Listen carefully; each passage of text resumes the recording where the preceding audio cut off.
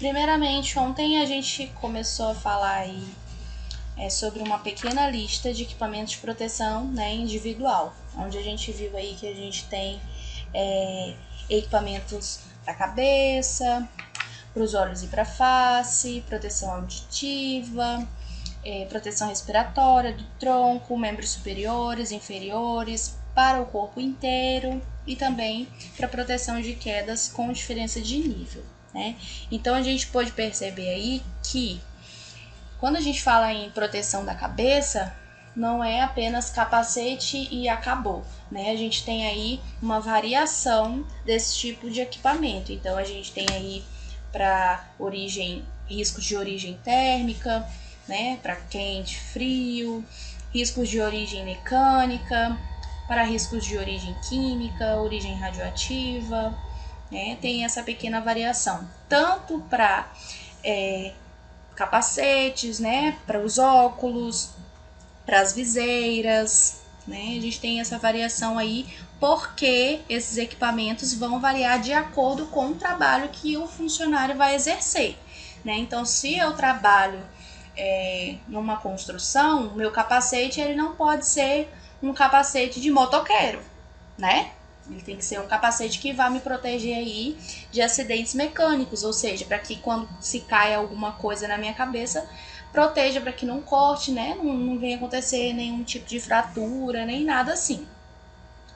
Se eu vou utilizar um equipamento de proteção para os olhos, um óculos aí, e eu trabalho num hospital, eu vou utilizar apenas um óculos para que algum tipo de fluido corporal aí de um paciente não entre em contato com a mucosa dos meus olhos. Então, é apenas um óculos, né, de proteção aí, de plástico mesmo. Não é necessário que seja um óculos aí de um soldador, por exemplo. Então, a gente tem aí essas pequenas variações e foi que a gente detalhou bem direitinho, né, na aula de ontem. Aí nós terminamos falando um pouquinho sobre acidentes de trabalho, né? A gente viu aí que o acidente de trabalho ele pode ocorrer tanto no local de trabalho, né, onde a gente trabalha, mas o acidente de trabalho ele também é considerado assim quando ocorre quando a gente está indo para o trabalho ou voltando do trabalho, né? Então, se eu colocar uma situação para vocês na prova, para vocês analisarem se ela é um acidente de trabalho ou não, dizendo, né, colocar lá que o cara saiu de casa dirigindo, parou no sinal, né, e daí um outro veículo avançou o sinal vermelho e acabou batendo lá no carro dele e ele sofreu um acidente. E aí você precisa julgar isso daí, se é um acidente de trabalho ou não, vocês vão saber identificar, né? Ele estava chegando próximo ao trabalho, então é considerado como um acidente de trabalho ainda, né? Ele estava indo para o trabalho, tá? E aí a gente viu que se corre risco, né, de acontecer um acidente no nosso trabalho, então a gente precisa aí, né, ter essa prevenção. E se tem que prevenir, né, é porque esses riscos acontecem por algum motivo. Então a gente tem aí duas razões para a gente se prevenir: por condição insegura no ambiente de trabalho ou por atos inseguros, né, as falhas humanas. Tá? A condição insegura, né, no ambiente de trabalho, foi o que eu falei para vocês que a gente vai ver na aula de segunda-feira quem que é o responsável por ver isso, né? Que são as pessoas aí que participam da CIPA, né? Que é uma organização que cuida aí, né, da prevenção dos acidentes no ambiente de trabalho. Então, essa questão aí é da gente ficar verificando se não tem nenhum cano com vazamento, de ficar verificando se não tem nenhuma escada, né, que esteja aí com problema, não vai quebrar quando alguém estiver passando. A questão dos ar-condicionados, se estão com a limpeza adequada para que ninguém fique com problema respiratório, né, ficar verificando aí se tem alguma coisa fora do lugar que venha causar algum problema para os funcionários, tá? E a questão dos atos inseguros Ou as falhas humanas são aquelas que a gente comete aí enquanto a gente está fazendo o trabalho, né? E ela pode ser classificada em 3 aí, que a gente diferenciou ontem também. As falhas humanas, nós temos aí 3 tipos, tá? A gente tem a negligência, a incompetência e a imperícia. Alguém pode me dizer o que é a negligência? Alguém lembra da aula de ontem?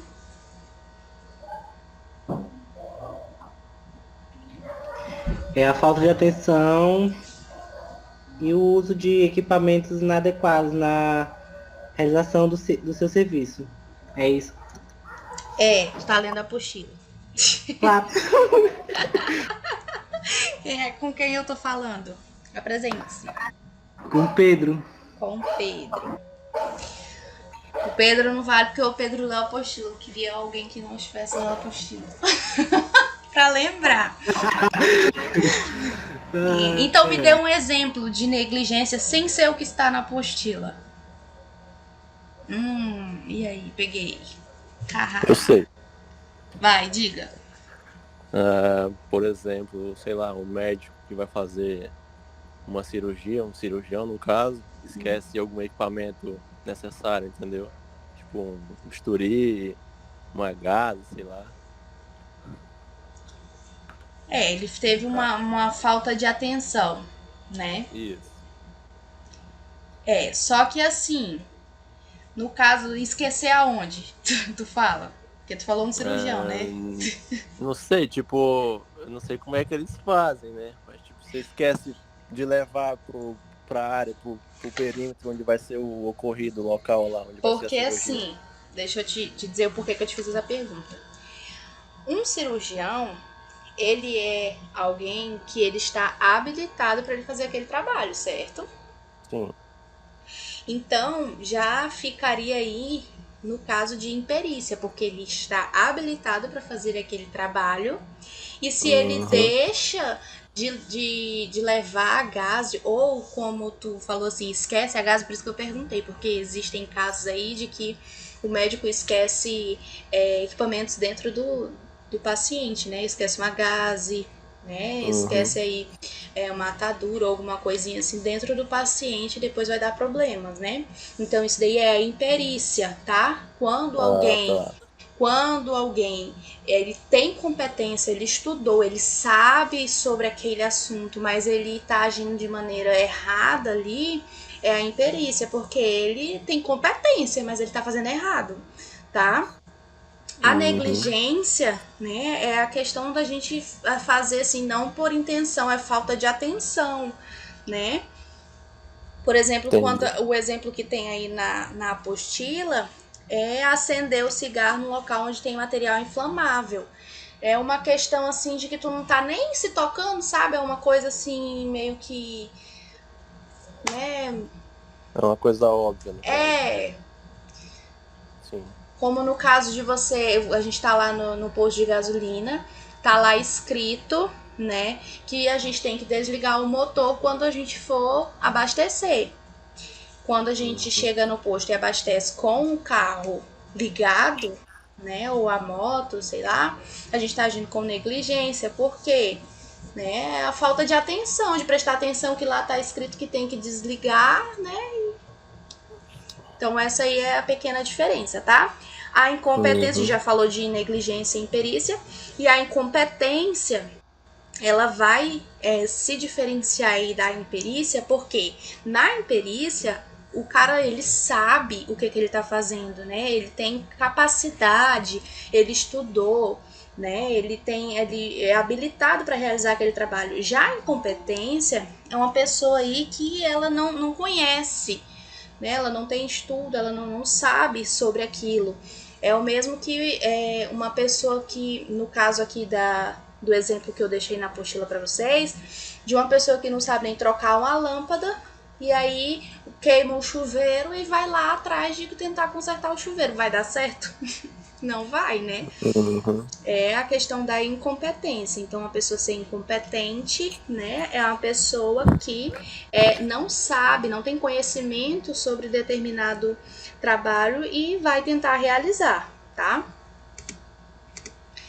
E hoje a gente vai falar aí sobre a classificação, né, dos riscos ambientais e os fatores de risco. Eu coloquei para vocês aí 3 riscos, tá? Riscos químicos, físicos e biológicos. Mas a gente tem mais alguns outros, tá? A gente tem os riscos,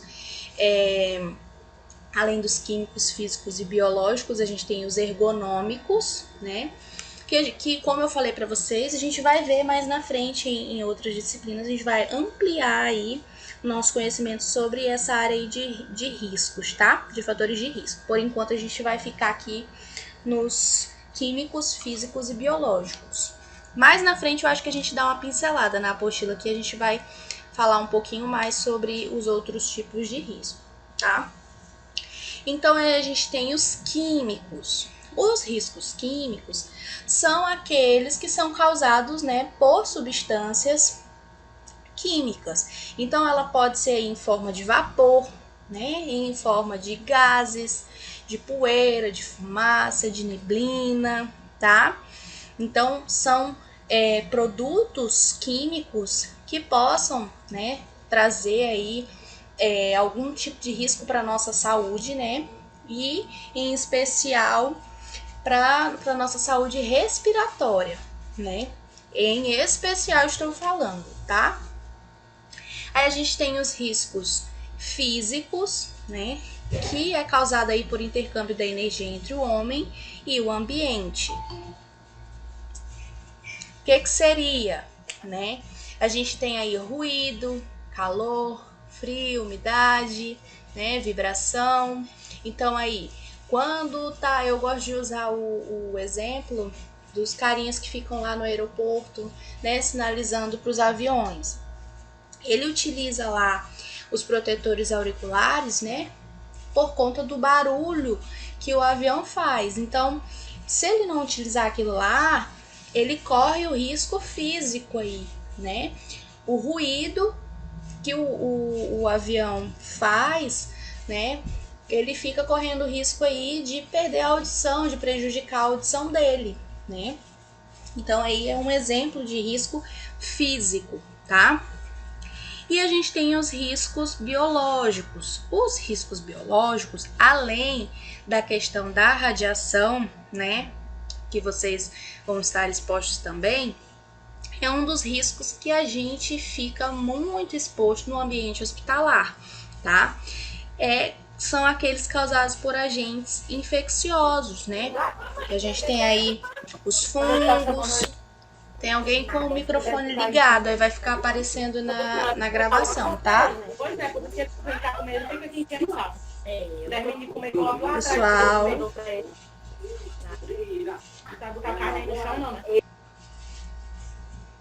Então, continuando. Os riscos biológicos são aqueles que vão produzir aí, né, algum tipo de risco para a nossa saúde que venham aí dos fungos, das bactérias, dos protozoários, e a gente encontra isso aí com muita facilidade nas clínicas, né, nos hospitais, tá? E aí a gente tem cores para identificar esses riscos, né, esses ambientes aí. Então, onde a gente tiver esses riscos aí e tiver a plaquinha lá com as cores, vocês vão poder identificar também, né, pela cor. Então, os riscos físicos, eles podem também ser identificados com a placa verde, o químico com a cor vermelha, né, e o biológico com a cor marrom, tá bom? E essa questão dos riscos biológicos, a gente tá falando aí justamente quando a gente entra em contato com o sangue do paciente, quando a gente entra em contato com urina, com prurido, né, pus, saliva. Então, tudo isso não é porque a gente não está na área da enfermagem que fica lidando diretamente com isso que a gente não vai entrar em contato com esse tipo de secreção, tá? Porque é claro que dependendo da área que a gente estiver trabalhando, né, sempre vai chegar aí um paciente em que a gente vai, de uma forma ou outra, vai ter aí um paciente que a gente vai entrar em contato com esse tipo de coisa. Você está trabalhando no pronto-socorro, na emergência, chega um cidadão com uma perna quebrada, sofreu um acidente de moto com a perna quebrada, ele tem que fazer o raio-x para ver como é que tá a situação aí, né, da fratura dele, né? Vai uma fratura exposta, tem sangue. Então, você pode estar aí, né? Você está exposto a um risco biológico de entrar em contato aí com o sangue dele, que ele pode ter algum vírus, algum tipo de patologia, e você se contaminar também, né? Então é por isso que a gente tem que utilizar aí as barreiras, que a gente também vai ter disciplina para isso, tá? A disciplina de segurança e biossegurança, tá bom? Que é mais voltada aí para segurança na área da saúde. Aí eu deixei para vocês na apostila a questão de prevenção de acidentes voltadas aí, né, mais para a área geralzão da nossa vida, né? Questão de prevenção de acidentes de alarme contra roubo, equipamentos de instalação contra incêndio, para-raio, que tudo isso daí é considerado como equipamentos para prevenir acidentes, né? Então, os alarmes, eles são aí para prevenir o bandido entrar na sua casa. Ele não está prevenindo só o roubo em si, né? Tá prevenindo um acidente, que alguém passe mal, né? Fique muito nervoso, a pressão sobre alguém passe mal, que alguém morra, né? Vai que o cara entra e mata alguém. Então, o alarme contra roubo, ele fica aí também como um equipamento de prevenção de acidentes, né? Equipamentos de instalação contra os incêndios também. A gente falou lá sobre os extintores, né?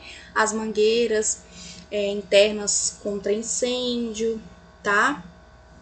O sistema de alarme contra incêndio, tudo isso, né? São equipamentos para prevenir os incêndios, além de treinamento para os funcionários das empresas, né? Para esse tipo de emergência, tá? De empresas, ou até mesmo treinamento para moradores de condomínio, tá? Tudo isso são formas de prevenir acidentes. E os para-raios também, né? Geralmente nos condomínios, isso daí a gente está falando sobre situações, né, no dia a dia. Nas casas a gente não vê muito, mas para-raios em condomínios e tudo mais a gente vê bastante, né? Também classificado como prevenção de acidentes, tá? Aqui eu deixei para vocês as inspeções de segurança, o que é, né? Que é fazer a vistoria desses equipamentos que estão aí para ajudar na prevenção desses acidentes, né? Para ver se eles estão em situações adequadas para poder fazer o uso adequado deles, né? Se acontecer alguma situação, se ele vai estar funcionando direitinho, tá? E aí, a gente vem falando aí sobre doença ocupacional. Sem ser o Pedro que tá com a apostila, alguém vai saber dizer aí o que acha que é a doença ocupacional? Sei lá, uma tuberculose, no caso. Um paciente, vamos supor, numa clínica, né? Recepcionista atende um paciente, o paciente está com determinada doença, tipo tuberculose, que pode passar através do ar, né? Uhum. E aí pode afastar o próprio. Ele pode ter sido afastado, ele pode se afastar no caso, por ter pego a doença, não sei. Tem a ver isso com o que você tá falando mesmo, porque lembra quando a gente falou sobre o conceito de segurança do trabalho? A segurança do trabalho a gente também pode chamar de segurança ocupacional. Então, o ocupacional é de acordo com a sua ocupação, com o seu trabalho. Então, a doença ocupacional é aquela que está relacionada com o nosso ambiente de trabalho, né? Aquela que eu vou desenvolver por conta do local onde eu trabalho, tá? Então, No caso, até mesmo a falta do dosímetro, né? Que pode deixar, sei lá, pode pegar um câncer, no caso, com tanta radiação. A falta de dosímetro pode te lascar também, né? Mas aí a gente usa a questão do dosímetro para fazer essa medição, né? Para fazer esse controle. Mas dizer que o profissional desenvolve um câncer, utilizando ou não Não, o eu sei que dosímetro, para né? isso aí tem que ser um grau muito elevado, né? E É tem que ser bem determinado tempo de. Eu sei. bastante. É por isso que o tempo para o tempo de que precisa Manutenção. trabalhar para poder aposentar, era o nome que eu estava tentando lembrar, de aposentadoria, Ah, sim, sim. é reduzido para o profissional que trabalha na área da radiologia, né? A não ser que tenha mudado, era 15 anos, né, trabalhando. É 25, professora. 25 Mudou, anos. mudou, né? Mudou. Só que aí assim, trabalhando direto com a radiação, né? Direto para radiação, 25 anos. Porque existem pessoas que trabalham direto com a radiação e aí sai e vai trabalhar em algum cargo administrativo ou auxiliando alguma coisa e aí não conta, né? Conta como aposentadoria. Esses 25 anos, como a Ana Lúcia falou pra gente, que já mudou a lei de novo, se for assim, direto, 25 anos direto, tá? Então aí, continuando, a doença ocupacional é aí aquela aí, são várias doenças que vão causar aí uma alteração na saúde, né, do profissional aí, que é provocada aí por conta do ambiente de trabalho, né? E aí elas podem se dividir em doença profissional, ou que a gente chama de tecnopatia, que tá aí no slide para vocês, ou a gente pode chamar de doença do trabalho, mesopatia, tá? A tecnopatia, ela vai resultar aí diretamente das condições de trabalho e ela vai causar aí uma questão aí de dificuldade no exercício da profissão, né? Ou pode causar até a morte, né? Ela vai causar a incapacidade do profissional trabalhar ou a morte. Já no caso da mesopatia, elas podem ou não ser desencadeadas aí em função do trabalho, né? E aí tem que ter uma comprovação de que o profissional desenvolveu essa doença no trabalho, tá? Entenderam a diferença de uma para outra? Quer que repita? Sim, professora. Sim, Vamos lá, vamos repetir então. Doença ocupacional, vocês entenderam que é aquela que a gente vai desenvolver, né, no ambiente de trabalho, por conta do trabalho que a gente exerce, né? E nós temos dois tipos, tecnopatia ou mesopatia. A tecnopatia, ela vai resultar, né, vai ser uma doença aí que ela vai vir por conta das condições do nosso trabalho e ela pode causar aí uma incapacidade para a gente trabalhar ou causar até a morte, né, do profissional. Então, ou ele fica incapacitado de trabalhar ou ele pode vir a óbito. A mesopatia, ela pode ou não ter sido desencadeada no trabalho. Então, precisa ter um estudo, uma comprovação de que essa doença realmente foi desenvolvida por conta do exercício do trabalho. Tá bom? Ok. Tem alguém anotando? Ficaram calados? Sim. Ah, tá. Então, vamos lá continuando. Pode continuar? Oi. Então, vamos lá. Então, a gente tem alguns exemplos, né, de doenças aí, doenças profissionais, doenças ocupacionais. E as mais comuns das doenças ocupacionais são doenças do sistema respiratório, doenças da pele, né? E os cuidados podem ser os cuidados preventivos, né? Que é a questão de asma, tá? Dermatite de contato. Então, tudo isso a gente pode estar se prevenindo, tá bom? Lembra que eu tava falando para vocês sobre a galera que trabalha na CIPA, que fica cuidando aí para ver se tá tudo certinho, que fica olhando os ar-condicionados e tudo mais, eles ficam aí prevenindo que os funcionários desenvolvam aí esse tipo de doença ocupacional, como a asma, né? Quem sofre de asma aí, ou conhece alguém que sofre de asma, sabe que ar-condicionado que não é feita a limpeza, né?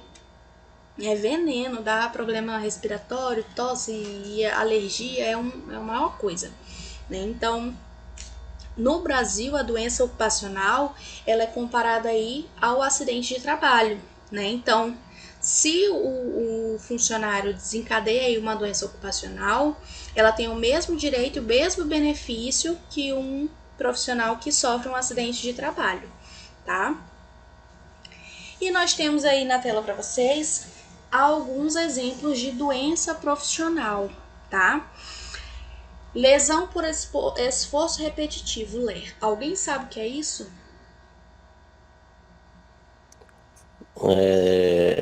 LER é aquela do punho, no caso. Isso.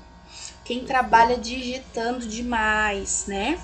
É uma doença profissional, tá? Não tem um apoio para o pulso, ou o formato do teclado é ruim, não tem o suporte lá para o pé no chão certinho, né? A cadeira não tem um conforto adequado, tá? Então, isso daí pode estar ocasionando uma lesão por esforço repetitivo, tá? Perda auditiva, né? Ela é mais frequente aí para profissionais que trabalham com altos níveis de ruído. De novo, o exemplo que eu dei para o pessoal que trabalha nos aeroportos, tá? Bicinose. Isso aí é um problema respiratório, tá? É comumente aí com os profissionais que trabalham com algodão, tá? A pneumocarnose, né, que tá aí como bagaçose entre parênteses para vocês, também é uma doença pulmonar, tá? E acontece aí com os trabalhadores que ficam lidando aí diariamente com a cana de açúcar, tá? Então, cortando cana de açúcar, as fibras da cana de açúcar, né, vão entrar aí no sistema respiratório do profissional, né, do lavrador, e aí ele vai lá para os pulmões e dá um problema pulmonar. É por isso que, na grande maioria das vezes que a gente vê, eles estão por conta do sol também, né, de chapéu e tudo mais. Mas não sei se vocês veem em filmes, né, porque não sei como é que vocês são, se são rurais ou se são muito urbanos. Se já viram como é o processo de mexer com cana-de-açúcar, tem muitos trabalhadores que amarram, né, o pano, assim, uma camisa, um pedaço de pano no rosto, como se fosse uma máscara mesmo, né, para poder evitar aí de estar respirando essas fibras da cana que são esmagadas, né, e pode estar entrando no sistema respiratório. A siderose também, né, que aí também vai para o sistema respiratório, mas vem aí das partículas de ferro, trabalhadores que mexem com metal. E a gente tem a asbestose, tá? Trabalhadores que mexem com amianto, que provoca câncer no pulmão. Alguém sabe o que é amianto?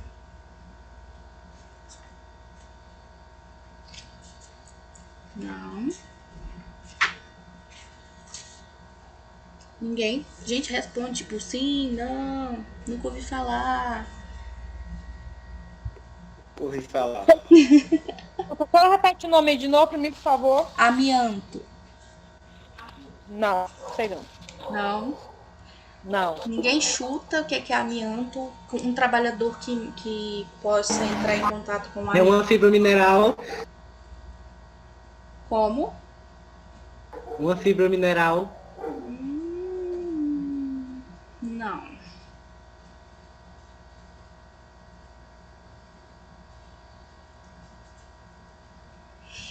Na verdade, assim, Mas aonde que a gente pode encontrar?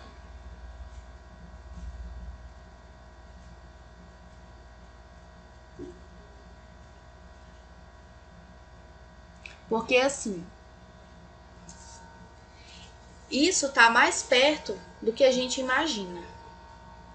Quando a gente tem reforma em casa, a gente está bem vulnerável a ter problema respiratório, né? Por conta disso. Agora, a quantidade de amianto utilizado na fabricação de cimento, de telhado, né? Nas telhas lá, é mais reduzida. Só que sabe aquele pó que cai na parede quando tá construindo, quando tá reformando em casa? Aquilo é veneno, tá? E aqui essa asbestose seria um câncer de pulmão provocado aí pelo amianto, né? Que é essa composição aí que alguém, que eu não sei quem foi, falou que é uma substância, né, mineral, que é, né, um mineral, mas eu queria saber, assim, se vocês sabiam aonde que a gente podia encontrar, né, com mais facilidade, porque a gente está próximo, então, assim, quando estiverem fazendo reforma em casa, por mais que agora a utilização seja reduzida, né, quase não tenha, mesmo assim, é muito fácil da gente estar adquirindo problemas respiratórios por conta, né, dessas coisas, então, evitem, tá? Tomem cuidado. Então, os trabalhadores que mexem aí com telhas, né? Que antigamente as telhas tinham mais amianto na sua composição. E aí eles desenvolviam bastante aí o câncer de pulmão por conta dele, tá? Então, o amianto, ele vinha aí tanto nas telhas quanto na composição do cimento, tá bom? Aí a gente tem mais algumas doenças do trabalho, tá? Uma listinha aí de recomendação para prevenir algumas doenças do trabalho, tá? O que é a doença do trabalho, né? São resultados aí das condições do nosso trabalho, tá? Como exemplo, a gente tem alergia, né? Como que eu estava falando para vocês dos ar-condicionados, que não faz manutenção e tal. E o estresse, que é o que está tomando conta de todo mundo, principalmente por conta desse momento que a gente está vivendo, né? Então, ansiedade, mudança, né? Tensão. Então, tudo isso aí provoca na gente doenças. Então, o estresse não fica só lá no estresse, não, tá? O estresse pode vir aí causando doenças mais graves, tá? Então se recomenda aí uma prevenção para que não desenvolva aí doenças mais graves, tá? Quais são essas recomendações aí? No caso das alergias, dessas doenças aí, é fazer uma manutenção satisfatória nos ar-condicionados, né? Fazer limpeza dos filtros, dos ductos de circulação, fazer a limpeza diária das salas onde a gente trabalha, dos móveis, né, tirar o pó. Na questão do estresse, né, é você fazer aí uma flexibilização no seu horário de trabalho, né, fazer aí, agora a gente vê que fazer visita ao psicólogo não é pra gente louca, não é pra gente que tem problema psicológico mesmo, né? É para aliviar o estresse, né? Fazer técnicas de relaxamento, fazer exercícios físicos, ter uma dieta alimentar, né? Comer coisas saudáveis também, não é só comer quando dá, o que der, né? Tudo isso ajuda aí na questão do estresse também, por mais que não pareça, tá? E nos aspectos físicos, né? A questão aí de ventilação do ambiente, né? Alteração dos processos, é fazer uma rotatividade quando der. Eu sei que parece complicado porque às vezes a gente trabalha com, né, alguns chefes não dão essa possibilidade de fazer rotatividade e tudo mais, mas é uma coisa a se conversar, né?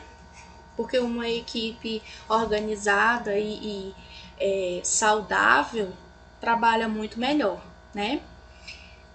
Que está junto aí com os aspectos organizacionais, que é essa questão de fazer pausas, né? Fazer uma carga horária aí correta, né? Da questão de flexibilidade nos horários, tá? Tudo isso são formas de prevenção das doenças do trabalho. Continuando falando dos acidentes do trabalho, e o que não é acidente do trabalho? A doença... Eita, Cláudio. Aula acabando, Cláudio. A doença degenerativa. Desculpa.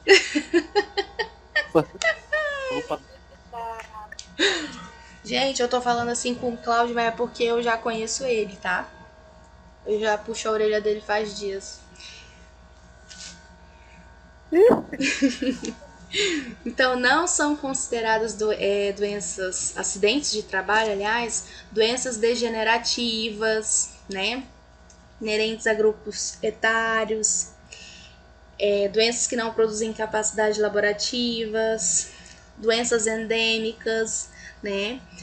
Aquelas doenças que são típicas da região onde a gente trabalha, tá? Tudo isso não é acidente de trabalho, considerado acidente de trabalho. Amanhã a gente vai começar a falar aí sobre CCIH, que é a Comissão de Controle de Infecção Hospitalar, e a gente vai falar sobre a CIPA, tá? Que aí é sobre aquele pessoal que trabalha aí prevenindo o acidente de trabalho, tá? E vai entender a diferença entre CCIH e CIPA. Vocês vão ouvir falar bastante sobre isso quando a gente estiver falando de segurança e biossegurança, tá? No nosso ambiente de trabalho. Então a gente vai entender direitinho amanhã a diferença de cada órgão desse daí, o que cada um faz. Vou falar mais sobre a CIPA. A CCIH a gente vai falar mais sobre ela na disciplina de biossegurança, tá? Segurança do trabalho é com o pessoal da CIPA, tá bom? Certinho. Então, qualquer dúvida, de novo, me chamem lá no WhatsApp que a gente conversa. Amanhã não, gente. Amanhã vocês vão fazer... Eu tô ficando doida. Amanhã vocês vão fazer estudo dirigido. Eu já montei para vocês um questionário sobre o assunto que a gente vem estudando durante essa semana, tá? Então amanhã a gente não entra na plataforma. Eu vou enviar a atividade para vocês. No horário que é pra gente entrar na plataforma, vocês fiquem fazendo a atividade que eu fico online aqui, auxiliando vocês em qualquer dúvida, tá? Aí a gente volta para a plataforma na segunda-feira para falar sobre a CCIH e a CIPA, tá bom? Outra coisa, um recado que o diretor pediu para passar para vocês. A galera que fez a matrícula pelo WhatsApp precisa ir buscar o contrato de vocês, tá? Para saber os direitos de vocês, as normas do colégio e tudo mais. E aí, quando puder, passa lá no colégio para pegar o contrato de vocês, assinar a documentação tudo direitinho, tá bom? E quem não, porque tem aluno que mora, eu acho que é em Cruzeiro do Sul, não sei qual é o aluno, mas tem aluno que mora em Cruzeiro do Sul. Quando vier... Tem 3 em Cruzeiro do Sul. Eita, galera de Cruzeiro do Sul em peso. Então, quando vier pra cá, não se esqueçam de pegar o contrato de vocês, tá bom?